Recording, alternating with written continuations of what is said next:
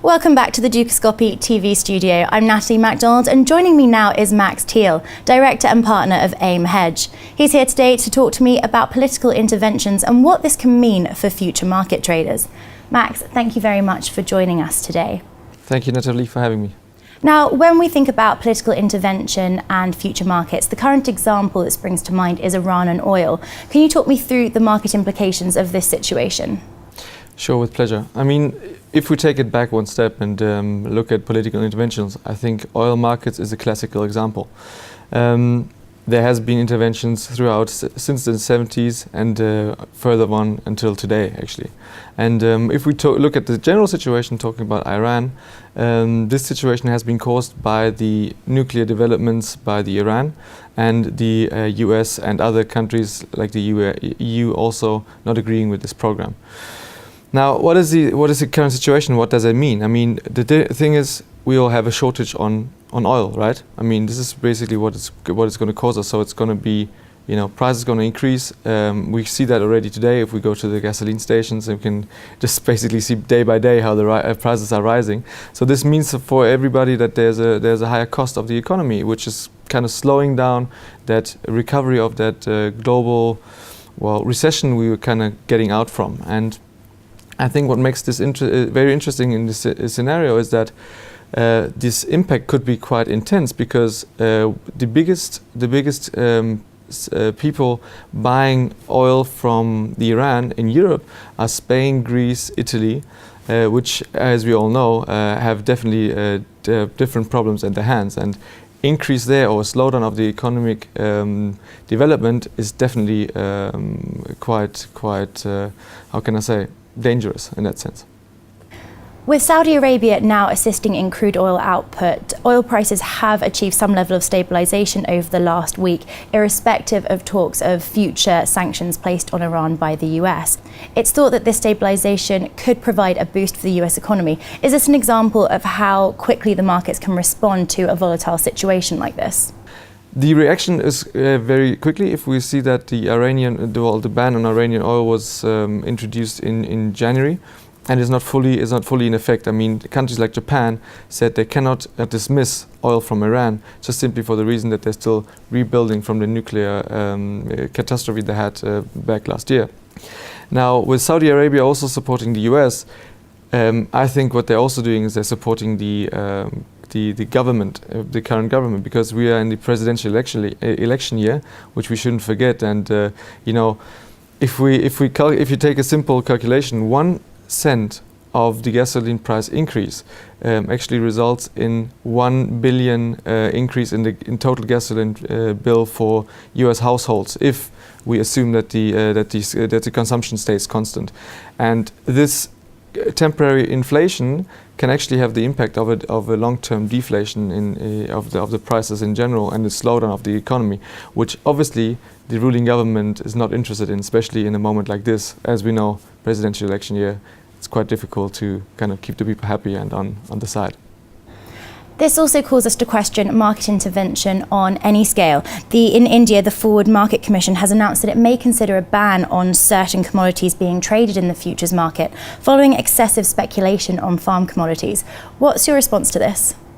The ban on certain future markets has been going on for a while. I mean, it's not only India, but also different other countries which kind of want to ban or exclude certain markets from being traded by speculators worldwide.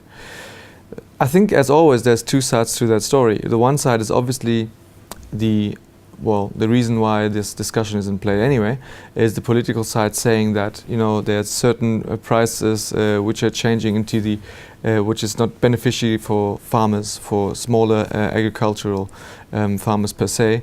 And so therefore they say it's unfair to kind of do that. However, not having a market is actually very inefficient, because what speculations does is looking for inefficiencies in markets in general, right? And if there's inefficiencies, they'll find them and they'll take them to their advantage until these inefficiencies are gone. So therefore, it is taking an inefficient market to an efficient market if we look at it in the longer term. Now, if there's no market, then you will have a monopoly. Then you have a couple of big farmers, if we take the farming example, who will basically dictate the prices. And the effect of that is also that the smaller farmers of the crop or participants of the market will still suffer, but will not have the chance to kind of reach a state of an efficient market where they can trade effectively. So with that said, is that there's always two sides to the story. However, I think in general, future markets on a worldwide scale are the most regulated markets anyway, and they've been used by the real industry to trade and to hedge against future disasters in nature and whatever. So therefore, I see the use of it, and I think that it should be monitored, but not yet excluded from being speculated or traded in that sense. The Eurozone obviously continues to be a big market shaper, but where else would you advise Dukascopy viewers to keep an eye on? Very interesting question, and I think especially in a market situation as we have in the moment, where there's a lot of uncertainty and people don't know really where to go. I mean, I'll be honest, I didn't expect that rally of the equities in the first 2 months of this year, which was rather pleasant for a lot of investors. On the same note, I didn't expect the March to be that weak in equities either, So therefore, it is quite interesting to see also in talking about market interventions, how that influences, different investment vehicles. To answer your question, I would see potential still in the Deutsche Bund. I mean, that is something that has very low interest. If you invest into government bonds, I'd definitely go into the German Bund. If you compare the Deutsche Bund to other government bonds, also within Europe, you can see a big discrepancy there. I mean, talking about Italy generally, Greece of course, and Spain also now, which have a high yield at the end of the day. So therefore, Deutsche Bund is definitely something I'd look for, but I definitely in a portfolio context look for diversification, because diversification is at the end of the day key to having being able to kind of stem through every market situation. Looking for a diversified liquid portfolio is definitely something of interest, and into that goes CTA exposure definitely. I mean, 10 to 20% is always something that needs to be in the portfolio to have an insurance for the entire portfolio. This is really quite an interesting investment vehicle, and which I don't understand. It's not in everybody's portfolio up until today. So therefore, I definitely advise diversification, and to a well-diversified product, you need a CTA exposure in your portfolio. Max, thank you very much. Thank you. Max Thiel there from AIMhedge. We'll be back with more exclusive interviews soon, but for now, goodbye.